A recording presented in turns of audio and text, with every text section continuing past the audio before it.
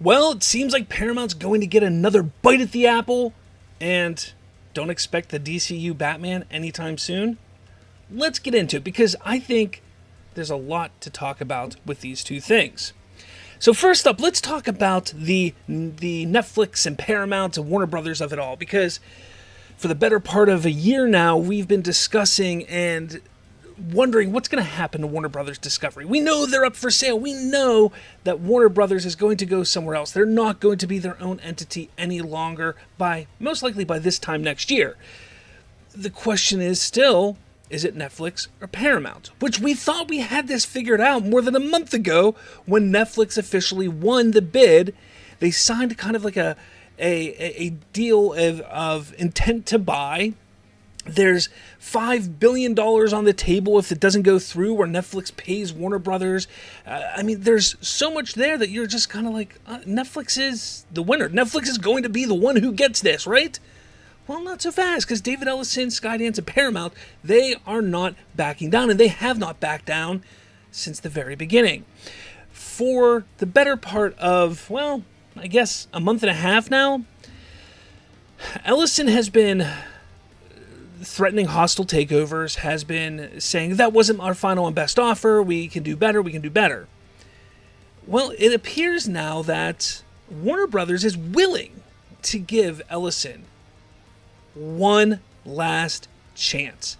That's right, they're giving him one more shot to possibly be the winner of this bidding war.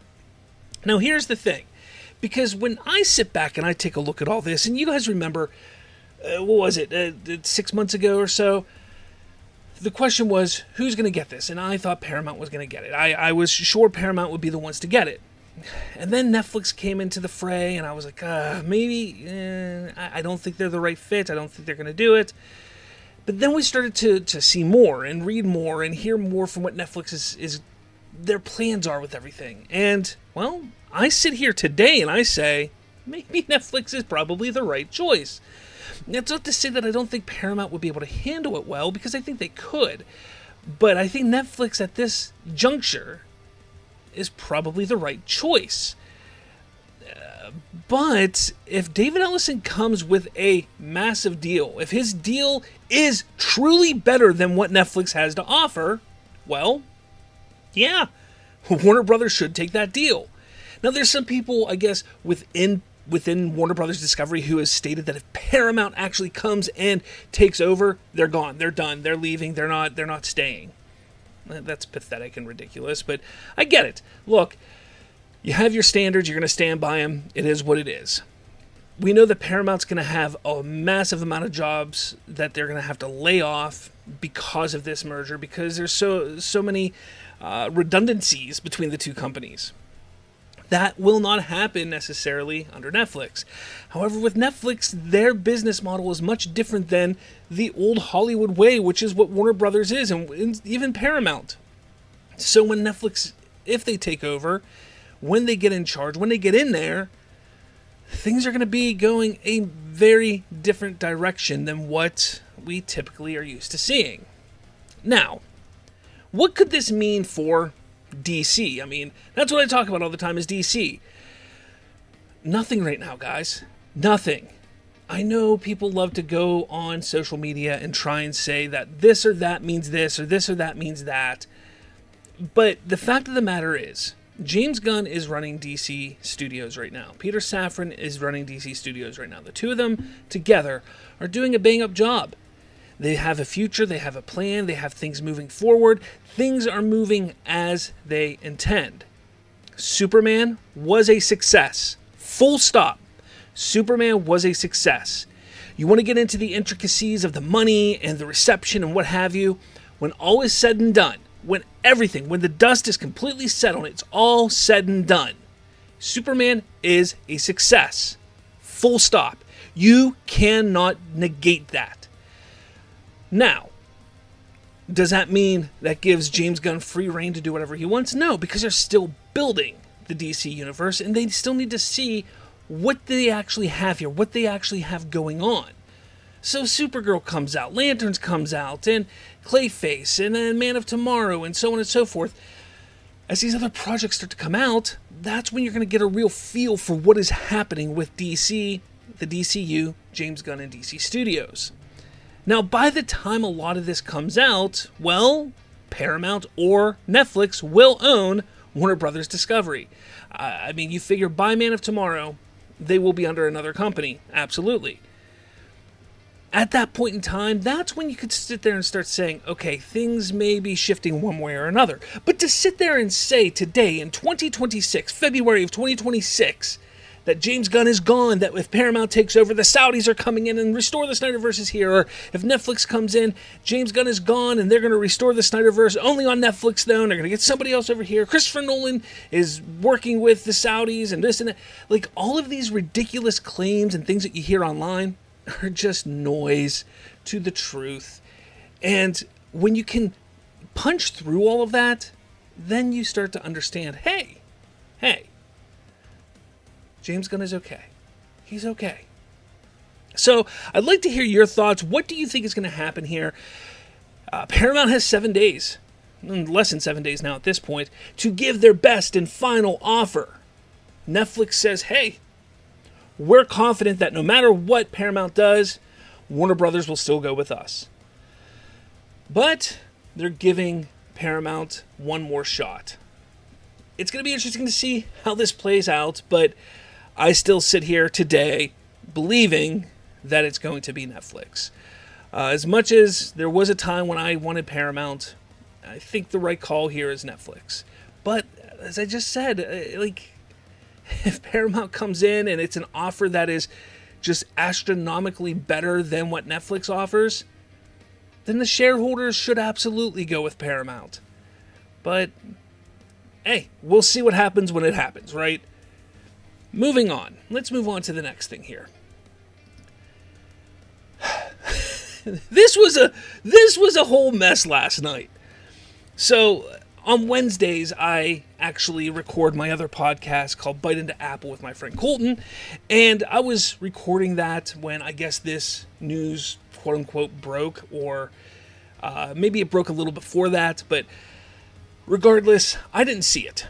And I go and I record my podcast, and I get off, and I take a look, and I see I have people sending me messages saying, did you see this? And this is what it said. It says that James Gunn is not planning to release The Brave and the Bold until the Batman trilogy is completed. Now, this is quote from Daniel RPK, Daniel Richmond. He says, they told me that Brave and the Bold won't arrive for years. Gunn is pushing for the Batman 3 to come out faster. He wants the trilogy to finish. He wants to move forward. He doesn't want two Batmen at the same time. Now, this was going around for a very short amount of time on social media last night. They sent it to me, people sent it to me, and were like, did you see this? Did you see this? And I said, yeah, look at that, that's crazy. And, I've been saying for how long that I believe that they're going to wait, at least till the Batman 2 comes out, that they're not going to release the DCU Batman movie.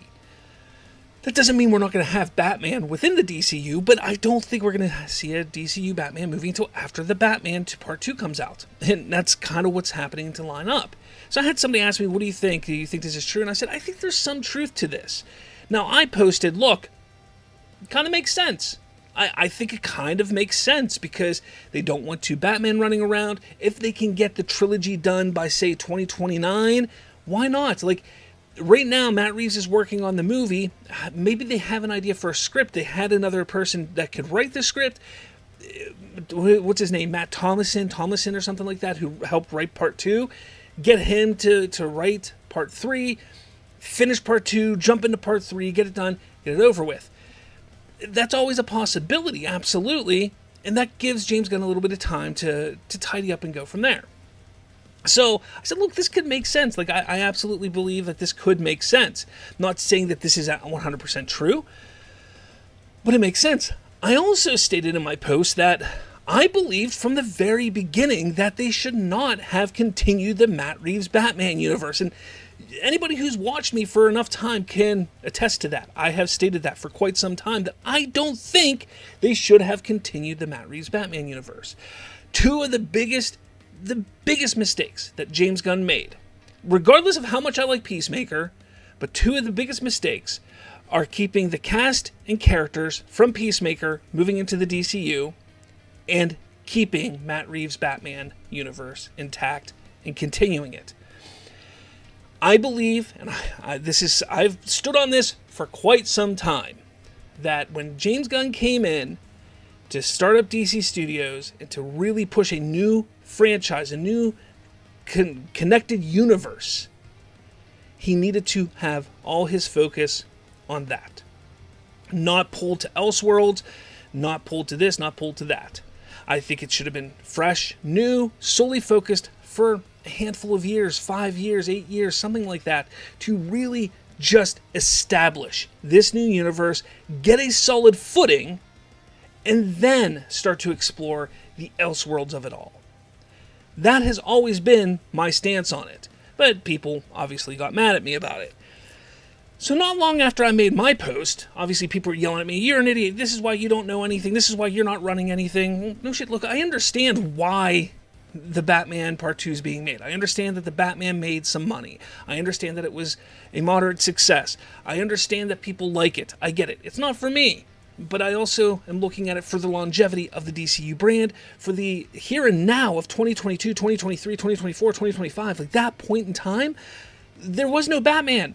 They could have said, okay, we don't need to worry about confusing anybody. We have a new Batman. Let's just get a new Batman done and out there in some form or fashion. Because that's what people want is Batman. So to me, when I look at the longevity of DC, when I look at the impactfulness of this new DCU, yeah, I think that would have been a smart move. I understand why they continue the Matt Reeves trilogy or universe or whatever it's called, but I don't think it was the right call. That's just my opinion. Everybody has opinions. I mean, they're like assholes. Everybody has them, right? But, as I said, this then turned out to being untrue, apparently, because Daniel Richmond says, well, he posts a quote that he apparently said, James Gunn won't introduce DCU's Batman until Matt Reeves finished his trilogy. He says, huh? No, that's not what I said. Now, the post that he is referring to is no longer available. Now, I said a while ago that I think Matt Reeves could film Part 2 and Part 3 back to back. Maybe that's part of what took so long, because they were really punching out a script for both of them. We don't know if that's true or not. As of right now, it doesn't seem like it's true, but you never know. You never know if that could happen or not. I know some people want to see that happen. Now, according to RPK, Daniel RPK, he did not, that's not what he said. He did not say that. I'm curious to understand and know what he did say. Because, like I said, I believe that the right move is to not introduce a new Batman movie into the stratosphere until Matt Reeves is done. Like that's what I believe needs to happen. You need to finish that off. And maybe the right move would have been when James Gunn came in, went to Matt Reeves and said, look, 2024, your movie has to be out. It has to be out before the DCU starts. Maybe he should have done that. But hindsight's always 2020. So here we sit in 2026. What could he do now? Well, the Batman Part 2 is coming. I think they need to put a deadline for Batman Part 3. And if that's the case, you put a deadline for Batman Part 3 and you say, look, it needs to be out by this time. If it doesn't happen, dude, you got to walk away. And it's on you. It's not on us. It's on you. And I know people are going to sit there and say, what about artistic integrity? It has nothing to do with artistic integrity. You're giving Matt Reeves all the time, all the ability to do what he needs to do. The problem is, you have a company you have to run as well. You have a universe you have to build as well. You have other things you have to focus on. And you can't wait for other people who are just not able to keep up with you. So, it has nothing to do with the artistic integrity. No, I'm not a fan of the Batman. It is what it is. I'm still going to see the second one, because I'm hoping it's good. But I'm not a fan of it. And that's okay. And I have an opinion. And other people have opinions. Like somebody literally said, well, that's like the Batman fans are like 90% of the DC fandom. And James Gunn, well, first off, there's no basis behind that. I know many people who don't like the Batman. Many, many people. So your 90% that's not based in facts. Would it have pissed off people? Absolutely. But if you do it the right way, it'll limit the impact it has. And ultimately, I mean, if you really want to get down to it, ultimately, it wouldn't be that big of a deal, and people would forget about it relatively quickly. See, those fans aren't as crazy as another fan base are, so I think we would have been okay. And let's not forget that a lot of those same fans, a lot of those same people, are those who were against Matt Reeves' Batman. So a lot of the people that would come out here and start screaming and yelling about James Gunn are the ones that were against Matt Reeves to begin with back in 2019, 2020, or whatever it was. Anyways, I'd love to hear your thoughts about all of this. What do you think about this? What do you think about Matt Reeves' Batman, possibly being fast-tracked for Part 3, his trilogy getting finished? What do you think about James Gunn waiting on doing a DCU Batman movie until it's completed? And what do you think about what's going on with Paramount? I'd love to hear your thoughts in the comments below, so please let me know down below. Hit that like button, hit subscribe, and if you made it all the way to the end of this video, throw down a little superhero emoji in the comment so I know you got to the end. With all that said, I'll catch you all later.